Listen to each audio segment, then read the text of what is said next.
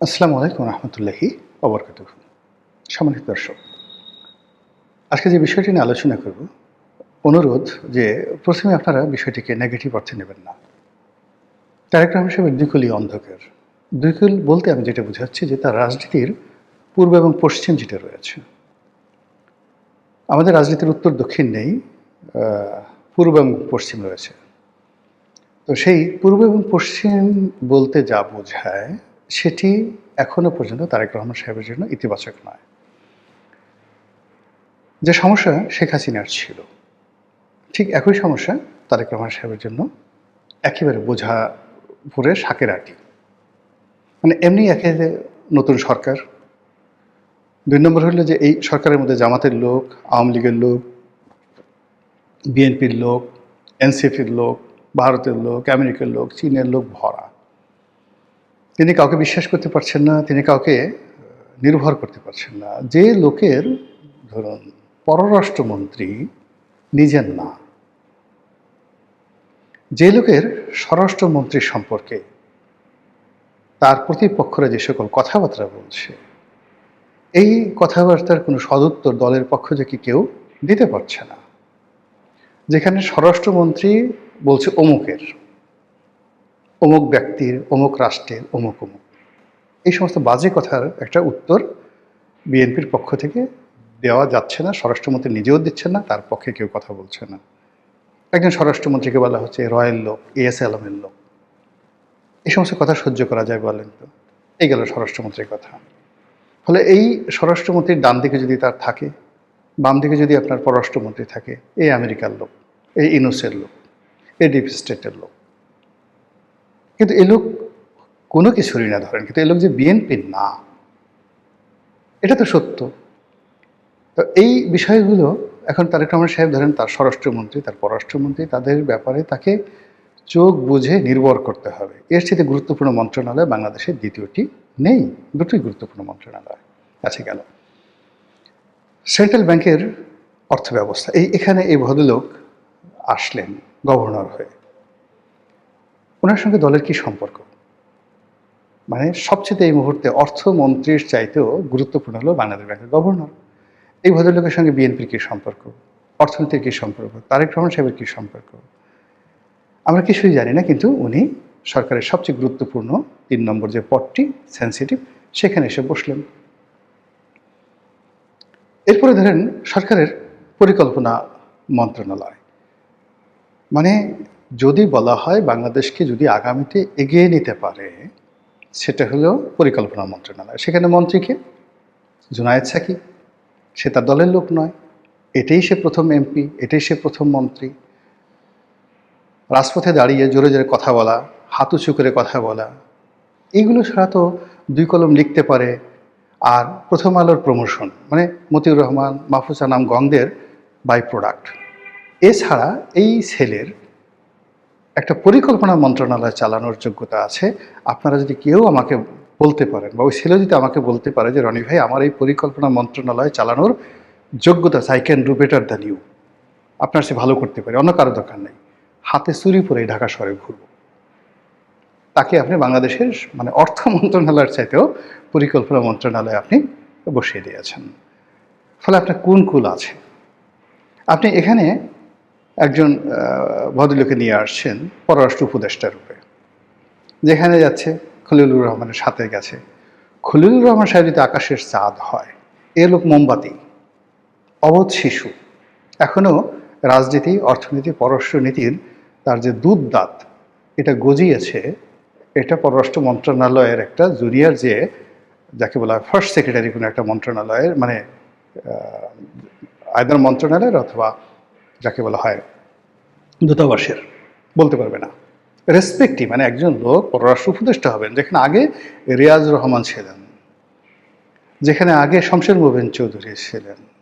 শমশের মোবিন চৌধুরীর মতো মানুষ ওই সময়টাতে বেগম জিয়াকে যেভাবে ভারতে নিয়ে সংবর্ধনা দিয়েছিলেন, মনমোহন সিং স্বয়ং এয়ারপোর্টে এসে তাকে রিসিভ করেছেন, একজন শমশের মোবিন চৌধুরীকে, চৌধুরীর কারণে। এবং শেখ হাসিনার বিকল্প হিসেবে ওই সময় শেখ হাসিনার রেজিম, শেখ হাসিনার জমানাতে বেগম জিয়া বিরোধী দলীয় নেত্রী হিসেবে যাচ্ছে এবং তাকে রিসিভ করার জন্য প্রধানমন্ত্রী মনমোহন সিং এয়ারপোর্টে চলে এসছে, নিজে গাড়ির দরজা খুলে দিয়েছে। রেকর্ড কার জন্য? There were somebody in the foreign affairs matter. এটা শমশের মোবিন চৌধুরী করেছেন। তার অপরাধ কি? সে তারেক রহমান সাহেবকে তুমি তুমি করে বলতেন, এছাড়া কোনো অপরাধ ছিল না, নাথিং। তুমি তুমি করে বলতেন, এই হলো তার অপরাধ। যা গেল। এখন এখানে যে আসছে, হুমায়ুন কবির যে আসছে, সে হয়তো তারেক রহমান সাহেবকে সালাম করেন, ভাইয়ে ভাইয়ে ডাকেন বা স্যার স্যার ডাকেন, কিন্তু এগুলো দিয়ে তো চীনের সাথে বাণিজ্য হবে না, এগুলো দিয়ে তো ভারতের সাথে কূটনীতি হবে না, এগুলো দিয়ে আমেরিকার সঙ্গে বার্গেনিং হবে না। তো যেটা বলছিলাম যে সেই দিক থেকে আপনি যে তার যে কোন দিকটা আলোক উজ্জ্বল আছে, সে একজনকে স্বাস্থ্যমন্ত্রী বানিয়েছেন। এখন সর্দার সাখাওয়াত হোসেন বকুল আমাদের খুব ঘনিষ্ঠজন, আমার খুব আপনজন ব্যক্তি। তিনি he is a political master, just like political master, কিন্তু মানে তাকে সাহায্য করার জন্য যে একটা গ্রুপ দরকার পলিটিক্যাল মাস্টার হিসেবে, এই পদগুলোতে যে ধরনের ধরেন ডক্টর রুহুল হক ছিলেন, ডক্টর আব্দুল মতিন ছিলেন, বিএনপির জমানাতে, আওয়ামী লীগ জমানাতে ডক্টর রুহুল হক ছিলেন, তারা যেভাবে এই মন্ত্রণালয়টা চালাতে পারতেন। নাসিম সাহেবরা কী করেছেন? নাসিম সাহেব দুর্নীতির স্বর্গরাজ্য তৈরি করে ফেলেছেন। এরপরে এখানে এই যে জাহিদ মালিক আসছে, দুর্নীতির বিশ্ব রেকর্ড করে ফেলেছেন। যখন এখানে রুহুল হকের বিরুদ্ধে দুর্নীতির অভিযোগ আছে, but there is a limited. কিংবা আপনি দেখেন এই যে ডক্টর সামন্তলাল সেনকে শেখ হাসিনা শেষ পর্যায়ে দিয়েছেন, ইট ওয়াজ ওয়াইডলি প্রশংসিত এবং এখন সব বাংলাদেশের মানুষ সবাই বলে সে বাংলাদেশের সর্বকালের সেরা স্বাস্থ্যমন্ত্রী। কিন্তু ওনার সাথে আমার এমন সম্পর্ক, মানে কি বলবো, সে রুহুল হকের রুমে গিয়ে ঢুকবে, মন্ত্রণালয়ে ঢুকবে, এরকম একটা পাস তার ছিল না। সে এসে সামন্তলাল এসে দেখি যে ঢাকা মেডিকেলের যে ডিরেক্টর তার রুমে বসে আছে, তার রুমে বসে আছে। উনি দিন, আমি তখন সংসদ সদস্য, আমার ছেলে হাসপাতালে অসুস্থ ছিল ঢাকা মেডিকেলে, আমি সে অনুযায়ী ডিরেক্টর রুমে বসে আছি। তো সে ডিরেক্টর মুস্তাফিজুর রহমান ছিল তখন, ব্রিগেডিয়ার মুস্তাফিজুর রহমান ছিল ডিরেক্টর, যেটা ওষুধ প্রশাসনের পরে ডিজি হয়েছিলেন। তো তাকে বলছে স্যার আমাকে একটু মন্ত্রণালয়ে ঢোকার ব্যবস্থা করে দেন। সে বলে যে আমি কীভাবে ঢুকাবো? তখন আমি সামন্তলালকে নিয়ে গেলাম, শুধু নিয়ে গেলাম না, সামন্তলালও জীবিত, শুধু ওনাকে আমার গাড়িতে নিয়ে গেলাম, মন্ত্রণালয়ে ঢুকালাম এবং ওনাকে সোজা নিয়ে মানে স্বাস্থ্যমন্ত্রী মিটিংয়ে ছিলেন, সে স্বাস্থ্যমন্ত্রীর সামনে, রুহুলকের সামনে নিয়ে বললাম যে আপনি এই ফাইলটা দেখেন, প্রধানমন্ত্রীর ফাইল, এই ফাইলটা আপনি ওকে করে দেন। আর ওই কাজটা যদি 2010 সনে আমি না করতে পারতাম, তাহলে আজকে যে বার্ন ইউনিটটা এটা তৈরি হতো না। এখন এটা সাক্ষী সামন্তলাল। দ্বিতীয় সমস্যা হলো ওই যে ঢাকাতে শেখ হাসিনা বার্ন ইউনিট যেটা হয়েছে, ওখানে এখন যে পরিচালক আছে ডক্টর নাসির, আমার খুব ঘনিষ্ঠ বন্ধু। তো ডক্টর নাসির ওখানে একটা হলো মামলা দিয়ে বসলো, ওখানে একটা পেট্রোল পাম্প ছিল, পেট্রোল পাম্পের মালিক মামলা দিয়ে বসলো। এই সামন্তলাল সবাই মিলে তারা ওই ডক্টর নাসিরকে দায়িত্ব দিল এই মামলাটা নিষ্পত্তি করার জন্য। ডক্টর নাসির আমার কাছে আসলো, হাইকোর্টে রিট করতে হবে। আমি তখন এই যে পরে আওয়ামী লীগের যে মন্ত্রী হয়েছে সমর রেজাউল করিম, সেই সমর রেজাউল করিমকে বললাম যে ভাই আপনি এই মামলাটা করে দেন। সেই মামলাটা করে দিল। সামন্তলালের পক্ষ থেকে তাকে 2 লাখ না 3 লাখ টাকাও দেওয়া হয়েছিল, সে টাকাটা ফেরত 2 লাখ টাকা পয়সায় নেয়নি। তা আজকের এত বড় একটা জিনিস হলো, এখানে যে গোলাম মোল্লা রনি নামক একজন মানুষ আছে, এখানে যে সামন্তলাল আছে, এখানে যে ডাক্তার নাসির আছে। তো ডাক্তার নাসির তো বিএনপির লোক, কিন্তু বিএনপির লোক হওয়া সত্ত্বেও সে সামন্তলালের সঙ্গে তার সম্পর্ক ছিল সবচেয়ে ভালো। তারপরে সে এখন এই বার্ন ইনস্টিটিউটের সে পরিচালক। কিন্তু এই বার্ন ইনস্টিটিউটটা বিল্ডিং করা থেকে শুরু করে এই ডাক্তার নাসিরের যে ভূমিকা, তার যে কর্তৃত্ব, সে না হলে ডাক্তার নাসিরের না হলে এটা হতো না।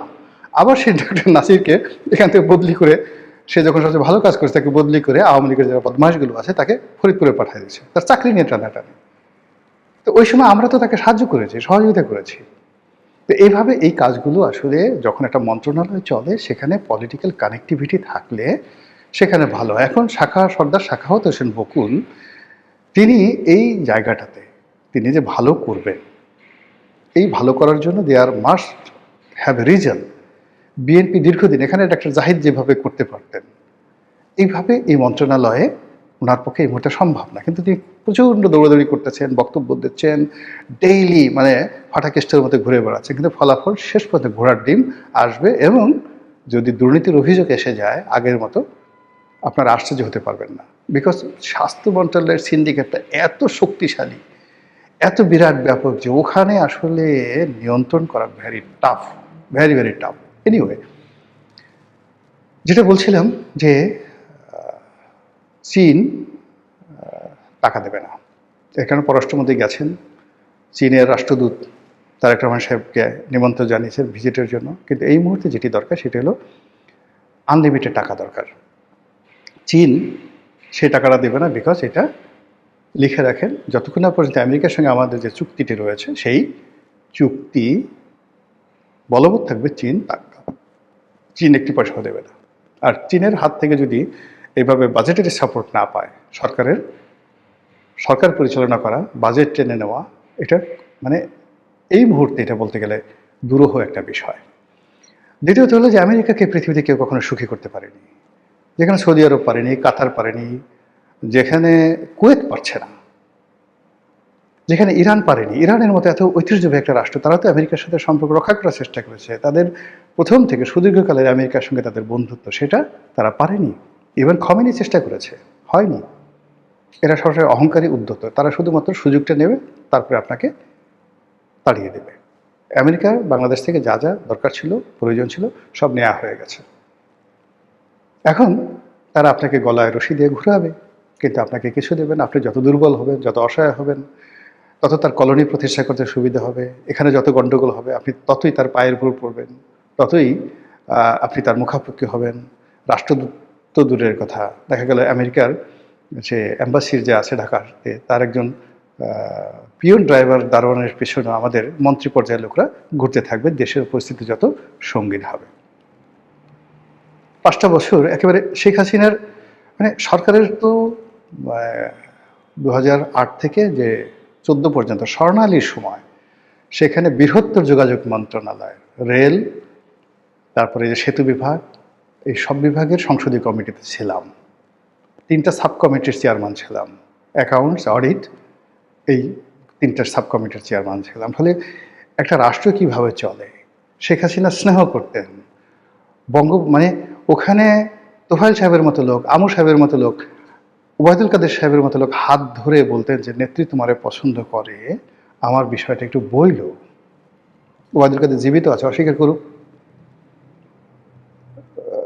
তোফায়েল ভাই জীবিত আছেন, আমিও ভাই জীবিত আছেন। ক্ষমতার এত কাছাকাছি থেকে শেখ হাসিনার নাম ব্যবহার করে ঢাকা শহরে এক কাপ চা খেয়েছি, যদি কেউ বলতে পারে 2 হাত কেটে ফেলবো, 2 হাত কেটে ফেলবো। ওই জিনিসগুলো হয়নি। ফলে রাষ্ট্র কিভাবে চলে, ডিজিএফআইরা কি করে, এই জিনিসগুলো তো সিআইএ কি করে, এফবিআই কি করে, কি করে, এই জিনিসগুলো আমরা যারা রাষ্ট্র পরিচালনার সঙ্গে সম্পৃক্ত ছিলাম, এগুলো আমাদের মুখস্থ।